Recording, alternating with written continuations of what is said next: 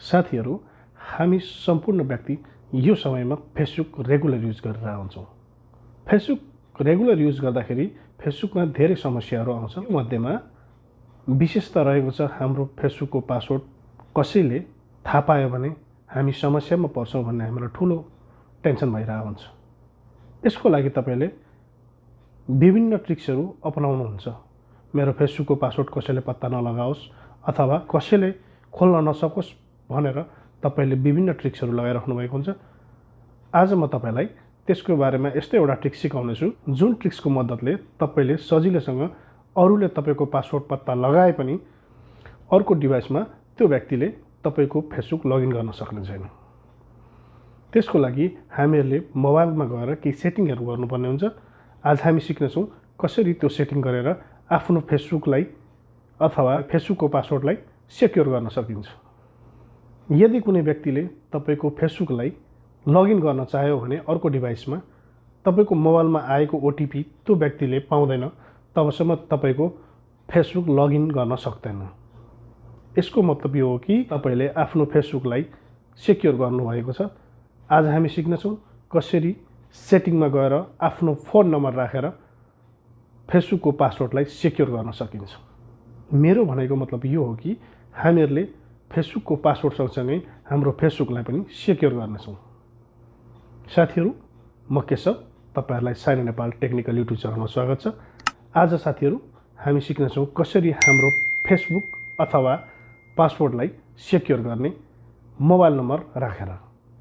साथीहरू, ढिला नगरिकन मोबाइलको स्क्रिनतर्फ गएर सिकौँ कसरी हामीहरूले हाम्रो फेसबुकको पासवर्ड अथवा फेसबुकलाई सेक्युर गर्न सकिन्छ।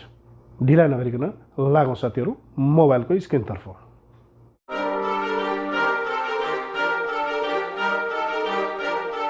पासवर्ड थाहा पाए पनि लगइन गर्न नसकोस् भन्नको लागि तपाईले केही सेटिङ गर्नुपर्ने हुन्छ।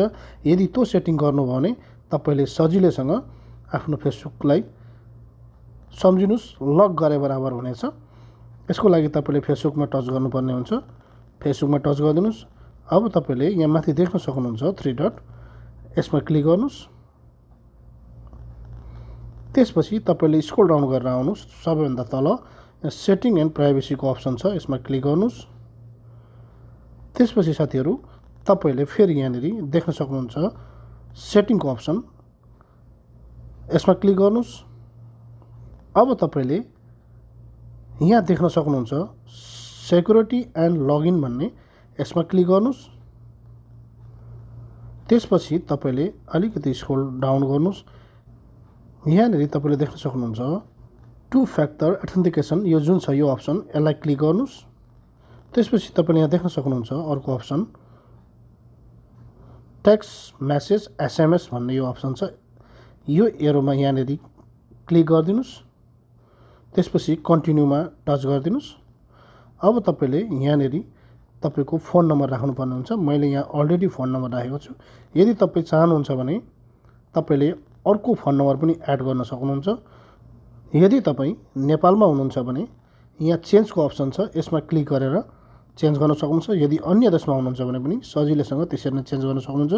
जस्तै यो चेन्जमा गएर तपाईले यहाँनेरि विभिन्न कन्ट्रीको कोडहरू छ, त्यो अनुसार सेलेक्ट गरेर आफ्नो मोबाइल नम्बर राख्न सक्नुहुन्छ। त्यसपछि यहाँ कन्फर्मको अप्सन छ, यहाँ कन्फर्म गरिदिनु भयो भने तपाईको त्यो फोन नम्बर त्यहाँ एड हुनेछ।